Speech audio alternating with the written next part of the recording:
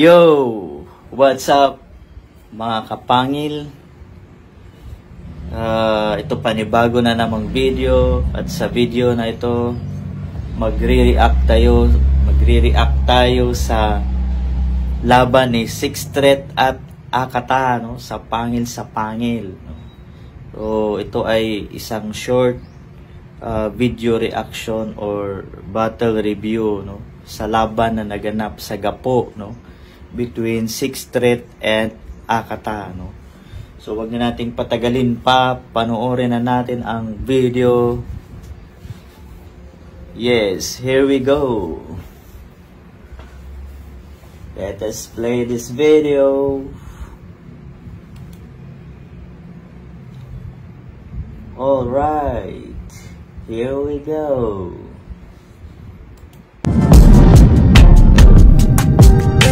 Sixth Threat, Akata.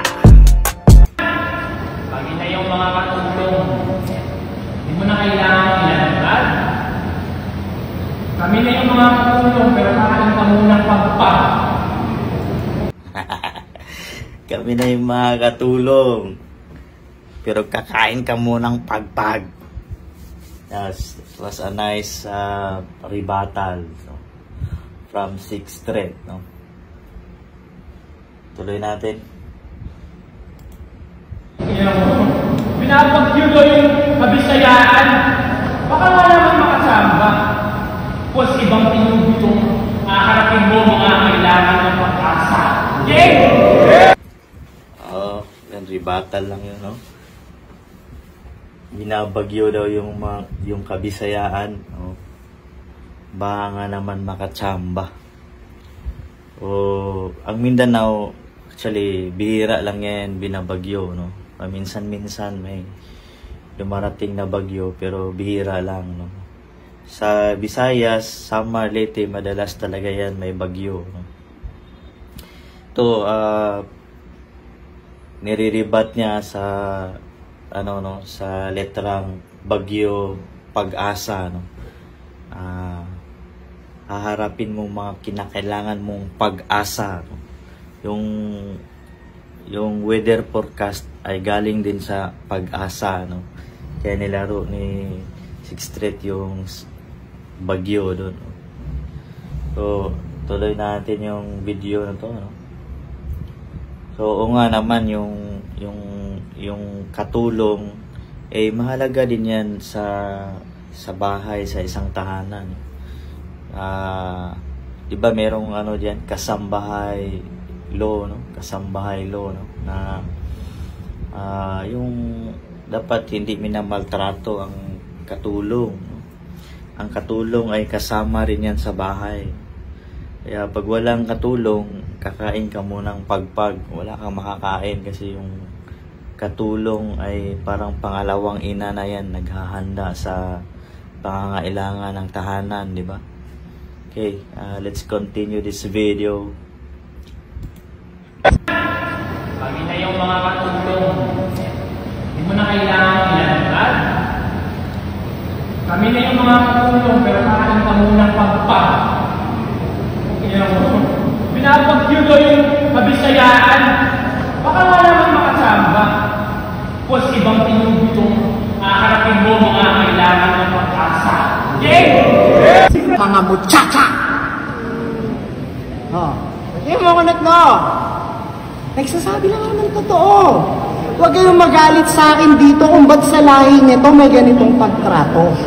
Lawakan nyo mga isip nyo nang mas makita nyo yung mas malaking litrato na itong regionalism ay naidisenyo pagkat pondo ng gobyerno nakatutok lang sa metro. Yun guys, so napakaganda nung mga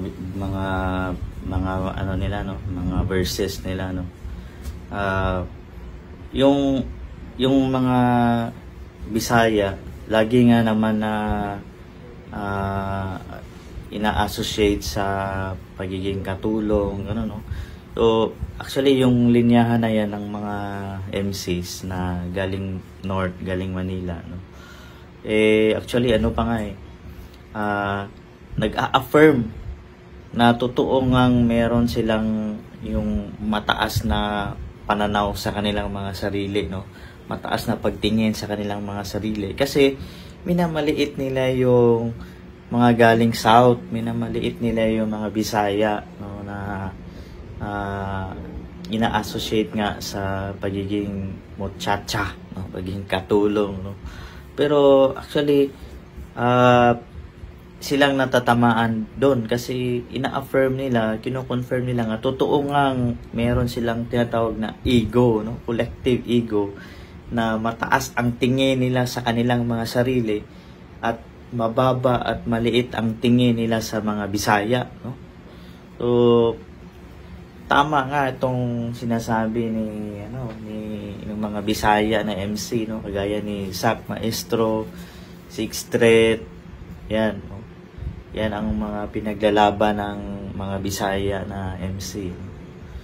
So kaya yun nga, maganda yung sinabi ni Akatano na tungkol sa pondo ng gobyerno na nakatutok lang sa metro, no? Kasi kung tutuusin, halimbawa sa Mindanao, ang Mindanao ay tinuturing na food basket ng bansa, no? The Philippines food basket ng Mindanao. Kasi ang Mindanao ang nagsusupply ng pagkain sa Kamanilaan, sa Kamaynilaan, di ba?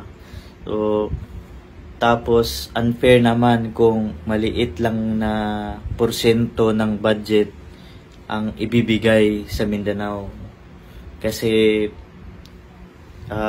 to be fair, dahil sila ang nagbibigay ng resources, pagkain, sila pa yung hindi binibigyan ng tamang pondo ng gobyerno. So napaka-unfair.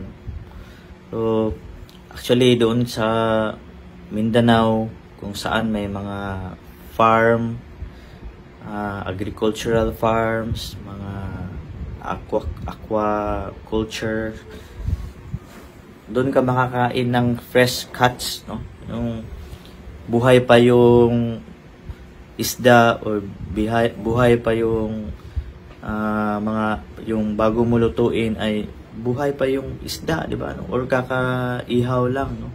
Or kakakatay lang ng hayop o nung isda, di ba?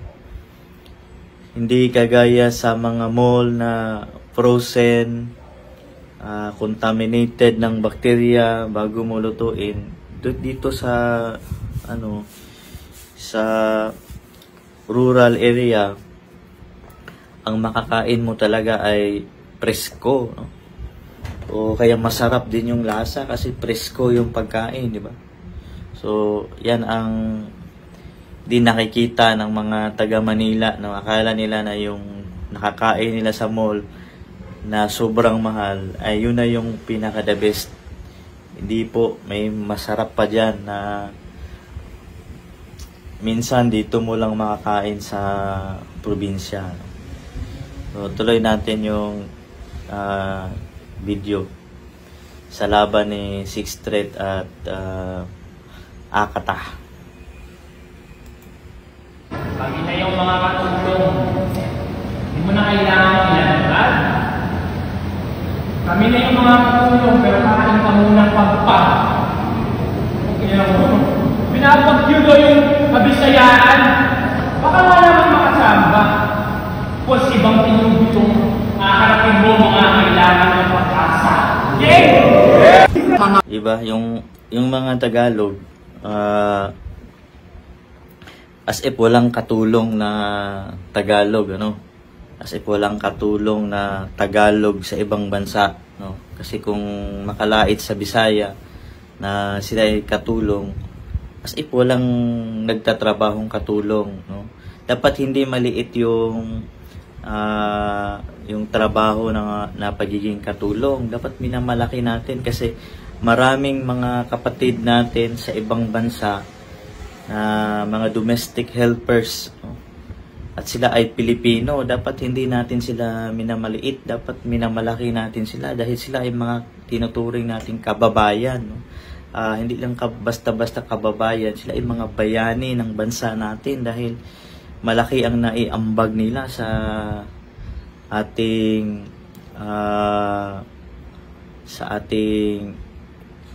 GNP, di ba? Sa ating gross national product, no? So mga OFWs ay bayani, no? So yung tungkol naman sa bagyo, as if hindi binabagyo ang Manila, hindi ba't madalas din binabaha ang Kamaynilaan, no? So dapat fair lang, no? Huwag masyadong mapagmataas kasi babalik din sa inyo yung mga kinukutya ninyo sa mga kabisayaan, no? So tuloy natin yung video. Muchacha! Yung mga anak no, nagsasabi lang ako ng totoo. Huwag kayong magalit sa akin dito kung ba't sa lahi nito may ganitong pagtrato. Lawakan yung mga isip nyo. So yung isa pala sa mga hurado dito ay si Sir Deo, no?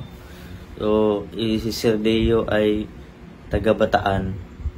Pero ang binoto nito si Sixth kasi walang nakuhang boto si Akata sa mga hurado. Malinis na tinrabaho si Akata dito sa laban na to. 7-0 ang score dito, no? So makita natin din dito sa PSP na fair din yung mga hurado, di ba? Kasi walang kaibigan. Kung ano talaga yung sa tingin nilang nanalo, yun talaga ang binoboto nila dito, no? So shout out kay Sir Deo, no, sa pagboto kay Sixth, no? So ulitin natin.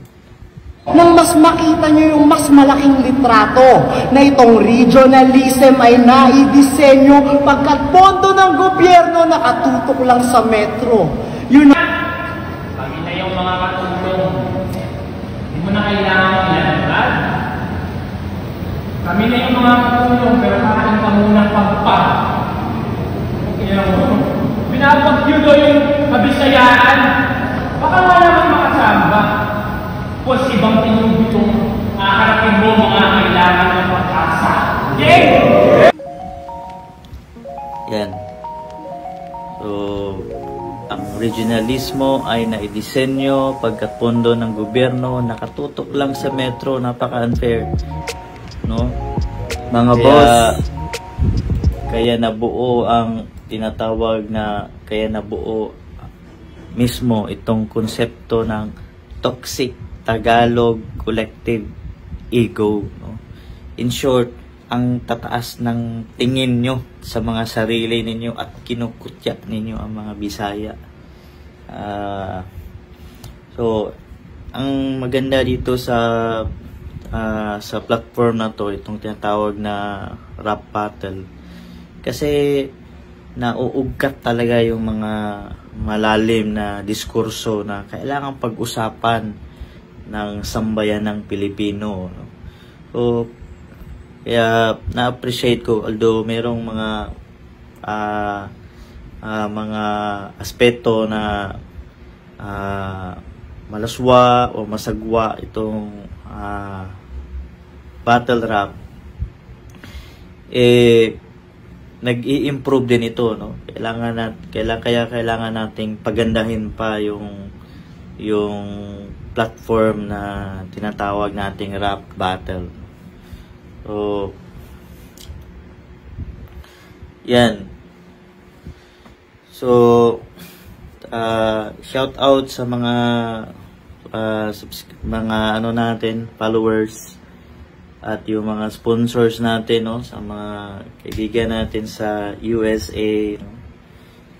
Shout out kay Sir Joel Wario diyan sa USA, no? At shout out din kay Miss Jessa Wario diyan sa Dubai. Yan, mga sponsor natin yan. Yung ibang gustong magpa-shout out, mag-comment kayo sa video na to para i-shout out ko kayo sa susunod na mga uploads. So, maraming salamat sa panonood at sana ma-upload na ang laban ni Sixth Threat at Akata. So, dito lamang magtatapos ang video na to. Peace out. Bye-bye. Thank you very much for watching.